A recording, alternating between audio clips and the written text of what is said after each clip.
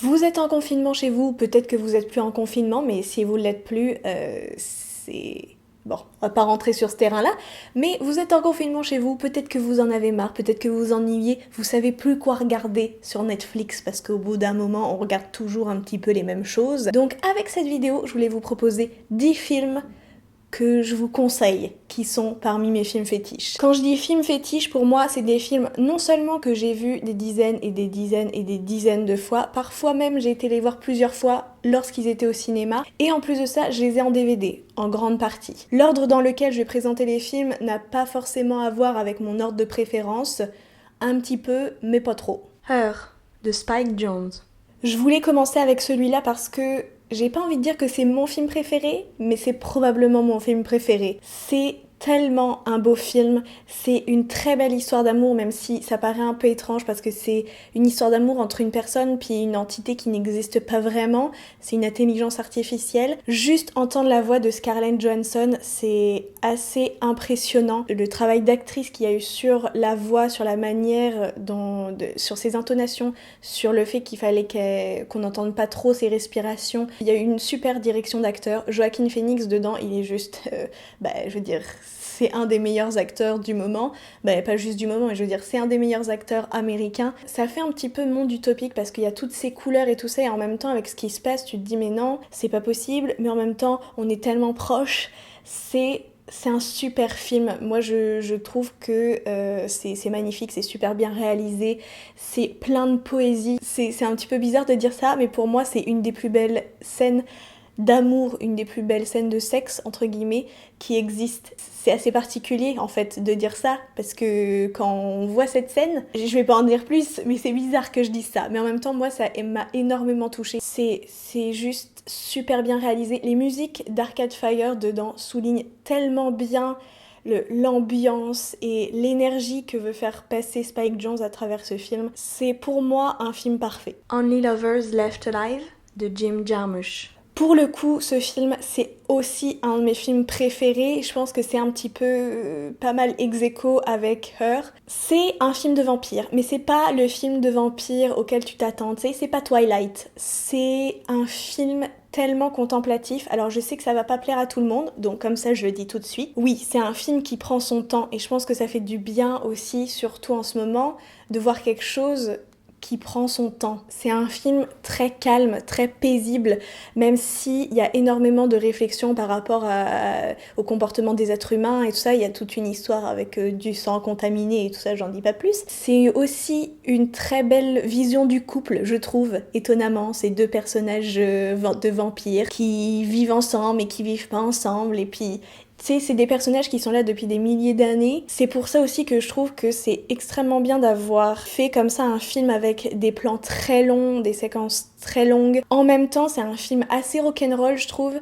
Ça se passe à Détroit et je trouve que c'était une très très bonne idée de faire ce film dans cette ville qui est un petit peu une ville, tu sais, ville fantôme un peu, c'est extrêmement étrange. Il y a une vibe un peu spéciale dans ce film que je trouve très agréable à regarder. En plus de ça, il y a Tilda Swinton dedans et c'est une des meilleures actrices américaines et ça fait juste plaisir de la voir dans un film, donc elle joue extrêmement bien la vampire.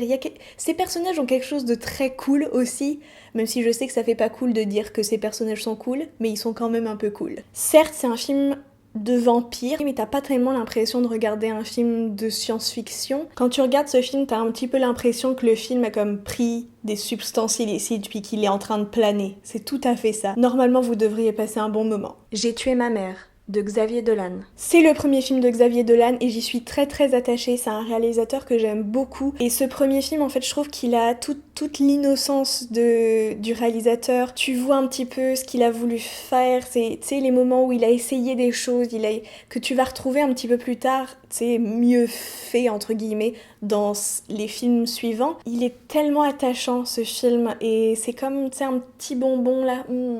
c'est tellement agréable.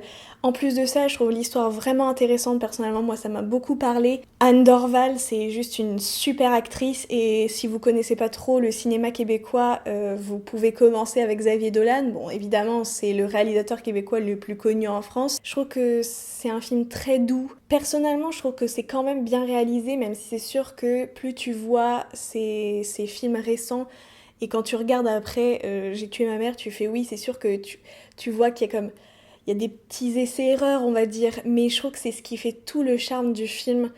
Donc si vous l'avez pas vu, allez-y. Tournée de Mathieu Amalric. Alors évidemment, je me suis entre guillemets un petit peu forcée à mettre un film français dans cette liste, mais c'était pas très compliqué d'en trouver un qui pour moi était parmi mes films fétiches. Mathieu Amalric, c'est un des meilleurs acteurs français pour moi. Et c'est en plus de ça un très bon réalisateur. C'est un film plein de peps et en même temps plein de cynisme.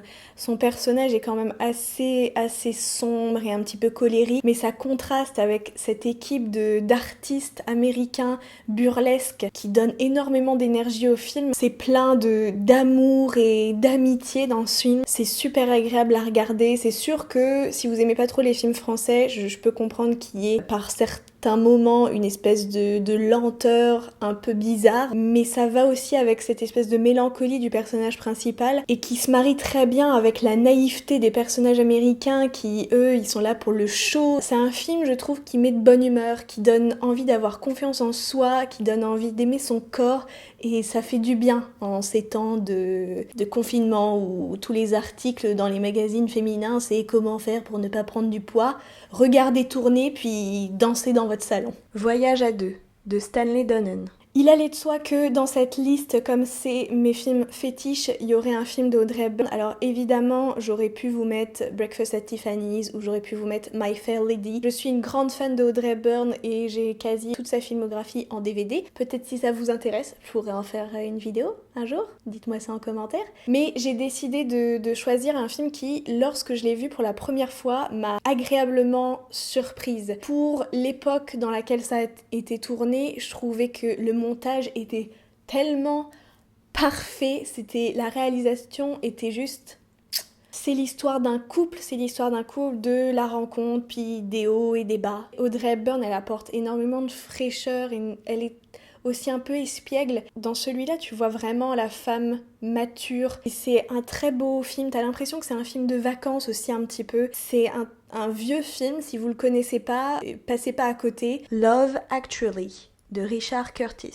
Évidemment, je sais que j'en ai déjà parlé sur cette chaîne, une des premières vidéos de films de Noël que j'ai fait, la première vidéo de film de Noël que j'ai fait en fait. Mais Love Actually, c'est pas seulement un film de Noël, mais en soi c'est un film choral qui parle d'amour et de toutes sortes d'amour, et ça se passe pas forcément bien, ça se finit pas forcément bien. Et même si c'est sûr que le film vieillit plus ou moins bien sur certains personnages, sur certaines situations, je trouve que c'est quand même un film qui fait du bien. En plus de ça, les films chorales, c'est pas toujours évident. Là, je trouve que c'est vraiment bien réussi, c'est vraiment bien dosé. Ça reste un classique, je vais pas en dire plus parce que j'en ai déjà parlé. Donc si vous voulez aller voir ce que j'en ai dit dans la vidéo qui date il y a probablement au moins 3 ans maintenant. Mais moi, je trouve que c'est un film super. C'est comme un bon chocolat chaud. Fantastic Mr. Fox de Wes Anderson. Il va de soi que j'allais mettre un film de Wes Anderson, évidemment. J'ai décidé de mettre celui-ci parce que c'est un film d'animation et c'est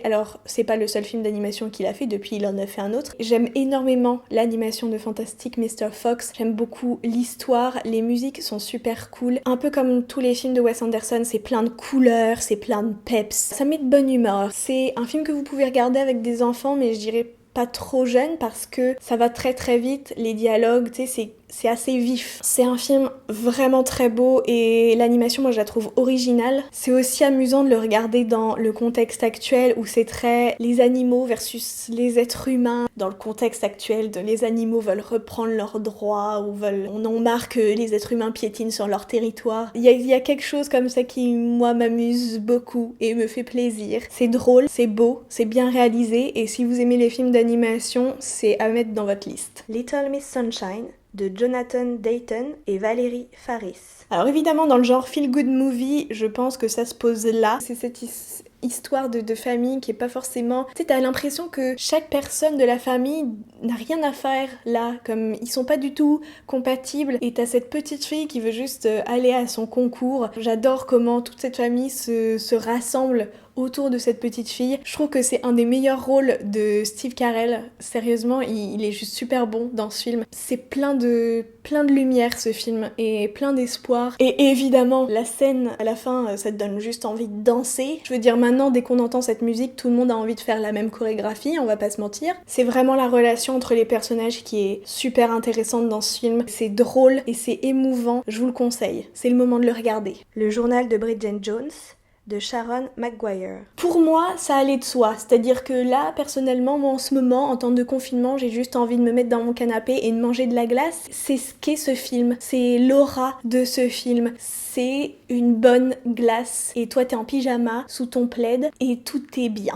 T'as dans ce film cet humour anglais très marqué. C'est drôle. Évidemment qu'il y a tout ce côté romantique. Ça reste une comédie romantique, mais qui est super bien réussie justement parce que t'as l'humour qui est vraiment présent et donc c'est pas juste niaiseux, on va dire. Ça reste un classique, il y a de fortes chances pour que tout le monde qui regarde cette vidéo ait vu ce film, mais personnellement moi je ne m'en lasse pas, je le regarde encore et ça en vient que je connais presque la version française par cœur et maintenant un coup je le regarde en français, un coup je le regarde en anglais. Ça vaut le coup si comme moi vous êtes un peu un puriste des films et vous regardez juste les films en VO, Bridget Jones en VF, ça vaut quand même le détour. C'est la fin de Seth Rogen et Evan Goldberg. Je me suis dit que j'allais mettre un film totalement débile, parce que aussi des fois, les films débiles, ça fait du bien. Et je trouve que celui-là est particulièrement bon, parce que c'est totalement explosé, c'est déjanté, c'est absurde. L'humour dans ce film, c'est l'humour de Seth Rogen et de toute la bande, là, donc c'est très gras, c'est très pipi, caca, sexe et drogue. Mais c'est justement le fait, je pense, que t'es cette bande de potes qui joue la bande de potes dans le film. Ils jouent un petit peu leur personnage, mais en même temps extrapolé. Et ça fonctionne, ça fonctionne super bien. C'est dans un monde apocalyptique, c'est vraiment drôle. Puis moi, c'est pas tout à fait mon genre d'humour. Je trouve que c'est tellement bien réussi dans ce film. Et particulièrement, je veux pas spoiler, mais particulièrement une scène qui se déroule sur la musique de I Will Always Love You de Whitney Houston, qui est juste parfaite. Si vous l'avez pas vu, c'est vraiment un film de gros délire. Mais c'est quand même bien réalisé, puis il y a des effets spéciaux assez impressionnants. C'est un film de gros délire, mais avec beaucoup de moyens. Donc ça donne quelque chose de totalement déjanté. Je vous le conseille vraiment, puis regardez bien jusqu'à la fin, parce que la scène de fin, elle est quand même méga cool. C'est tout pour moi, j'espère que cette petite sélection de films vous aura plu. Si la vidéo vous a intéressé, dites-moi, peut-être que j'en ferai d'autres parce qu'il y a plein d'autres films que j'adore. Donc je peux vous en conseiller encore plein. Dites-moi en commentaire, vous, c'est quoi vos films fétiches à vous, les films que vous regardez encore et encore et que genre tous les ans vous vous dites « Oh tiens, je l'ai pas vu cette année, je vais le regarder au moins une fois ». Merci d'avoir regardé cette vidéo et puis sur ce, je vous retrouve très bientôt dans la prochaine.